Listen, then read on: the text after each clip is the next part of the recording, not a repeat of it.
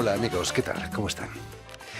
Cuando se cumplen 3 semanas de la guerra en Europa, en Ucrania, las imágenes de destrucción y muerte se acumulan, creando en nosotros un sentimiento de indignación e impotencia. Contra esto la música, si no puede cambiar las cosas, sí puede al menos ser un bálsamo para el alma.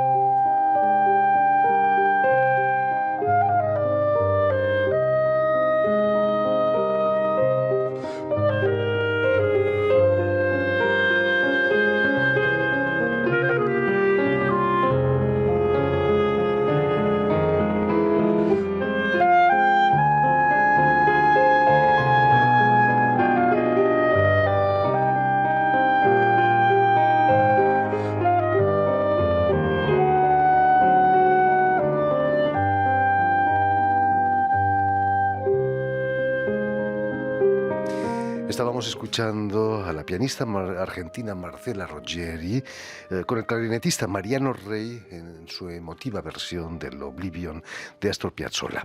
Marcela Rogeri, quien acaba de sacar al mercado en el sello Universal un nuevo álbum dedicado a Astor Piazzolla junto al flautista brasileño James Strauss, y que ha sido tan amable de venir hasta nuestros estudios una vez más. Muy buenas tardes, Marcela. Buenas tardes, Jordi. Es un placer volver a estar aquí contigo y con nuestra audiencia. El placer es nuestro tenerte aquí entre nosotros. La nostalgia del Oblivion que estábamos escuchando de Piazzolla nos emociona sobre todo ahora, ¿no? En estos tiempos difíciles en los que la guerra ha estallado en Europa, algo impensable hace solamente unas semanas. Así es, y como tú lo dijiste, ¿no? La música es siempre un refugio, un lugar en donde uno puede olvidar por un momento y conectarse con uno mismo también y con los demás. Es algo muy importante, esa empatía que crea la música. Entonces, no solamente es un refugio, sino también es una manera de sentir con el otro, que es lo que nosotros tratamos o intentamos lograr en cada concierto, en cada disco que uno saca. Creo que es la esencia última y la gran misión del artista, conectar con los demás y utilizar, entre comillas, algo que es tan bello y maravilloso como es la música y el talento y el genio de los grandes compositores para conectarse con los demás. Oblivion, he leído que lo compuso en Nueva York, quizás sentía nostalgia de Buenos Aires. Bueno, Piazzolla es alguien que ha vivido en muchos lugares y siempre logró, gracias a la música, seguir conectado con su país, que es lo que tratamos de lograr todos los que estamos expatriados, por más que podemos estar muy felices en los lugares en donde el destino nos pone adelante, pero siempre seguimos conectados con nuestro hogar primero, ¿no? Pero Piazzolla sí, era una manera de él, siempre fue muy nostálgica su música, aunque él, como él decía, no sé por qué mi música es tan dramática si yo no lo soy. Él siempre decía eso, pero es una manera, por supuesto, como hablábamos antes, el Oblivion lo compuso como música de una película que, bueno, no se llevó a cabo o no se conoció mucho, pero se volvió una obra emblemática del repertorio de Piazzolla, como podemos comparar con lo que fue el bolero de Ravel, ¿no? Por supuesto. Oblivion, que en inglés quiere decir olvido, eh, es difícil olvidar, ¿no? Todas las imágenes de guerra que nos llegan constantemente. Es dificilísimo, no sé, es más, no hay que olvidar. Y también lo que sí es un poco diferente en nuestra época es el hecho de que cuando uno ve esas imágenes hay que recordar que es algo que está ocurriendo, porque el hecho de tener eh, tantos medios para estar viendo en el momento preciso. Uno está con un teléfono viendo cómo están bombardeando en este mismo instante un lugar.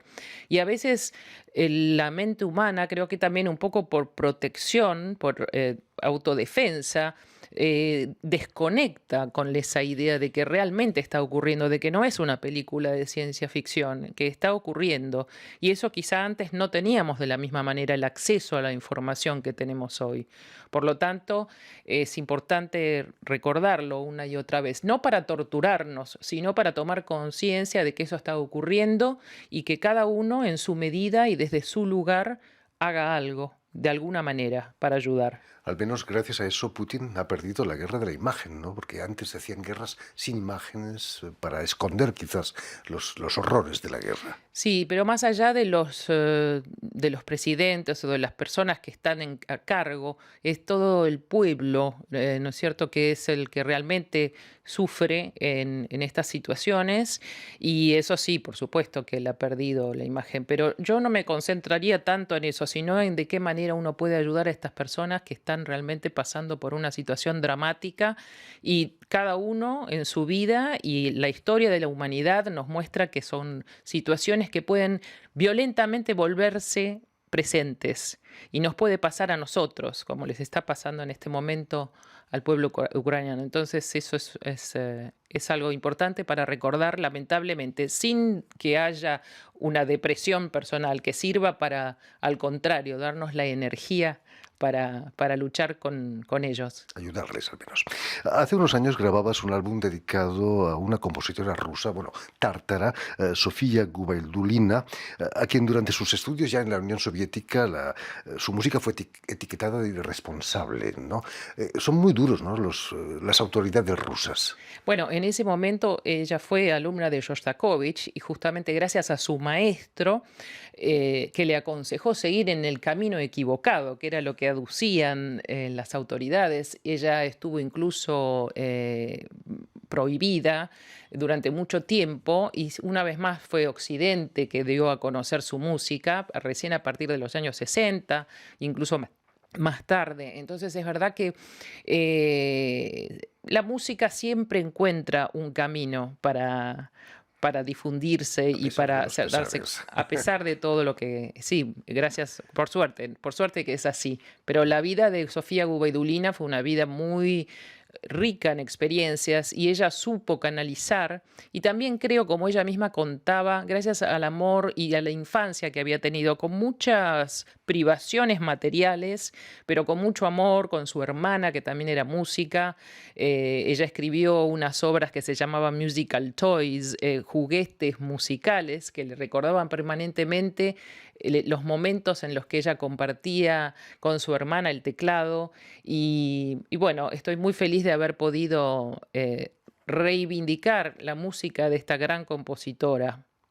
El director de orquesta ruso, Valery Gergiev, se ha visto obligado a dejar la dirección de la ópera de Múnich. Y la cantante también, Anna Netrebko, ha anulado todos sus conciertos, sus óperas. ¿No crees que la música debería estar un poco al margen de algún conflicto bélico? La música está al margen, somos nosotros que no lo realizamos.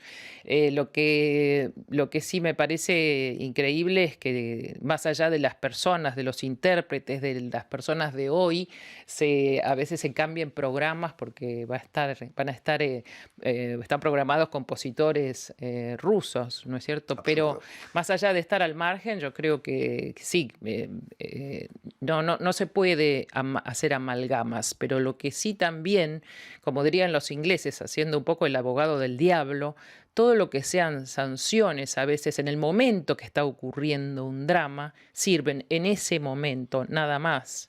No para un futuro, por supuesto, pero no tengo la capacidad ni la idoneidad para pronunciarme de hasta qué manera una sanción tiene que incluir o no al arte. Por supuesto que la música en sí y el arte va a quedar siempre afuera porque va más allá de todos nosotros y de las circunstancias que nos toca vivir a nosotros como humanos, ¿no? Dios te oiga. Y todo esto cuando se cumplen exactamente 2 años de que el mundo se parara, dejara de girar por culpa de una pandemia, para parar la energía musical de Marcela Roggieri, es difícil, ¿no? Continuaste desde tu casa ofreciendo mini conciertos. Qué Sí. trabajo tan extraordinario, ¿no? Apenas empezó el confinamiento, en ese momento yo estaba viviendo en Londres, decidí que de alguna manera o de otra iba a seguir comunicando con la gente, no solo con mi público, con toda la gente que tenía, con la que tenía posibilidad. Y ahí justamente es una de las buenas cosas que nos dan Internet, ¿no es cierto? Que tenemos esa posibilidad que antes no teníamos. Y yo me sentí muy privilegiada de vivir en una linda casa, con un lindo piano, y me dije, ¿por qué no? Por supuesto, con los medios que tenía en ese momento, que eran muy pocos, con el piano que estaba desafinado, con mi cámara del teléfono, y así es como empecé a grabar una vez por semana un video. En ese momento la situación más dramática estaba en Italia.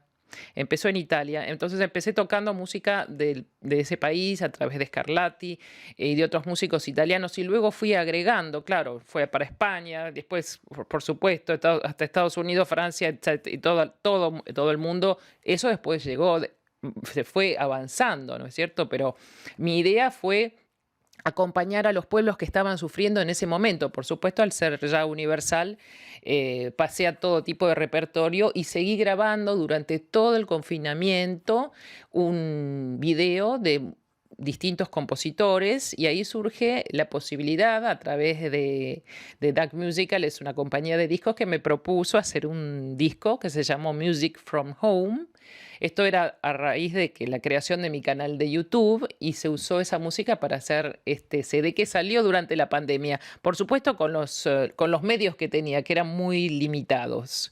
Incluso hiciste un programa con nosotros, no el invitado, sino el confinado de Radio Francia Internacional. Fue Exactamente. emotivo, ¿no? Estábamos como medio intimidados por la pandemia, ¿no? Todavía. Sí, y también porque el manejo de lo que era Internet tampoco era evidente, ¿no? Había problemas, se cortaba el Internet, si estabas por Zoom o a ver cómo elegir, se escuchaba mal o con una diferencia de tiempo, ¿no?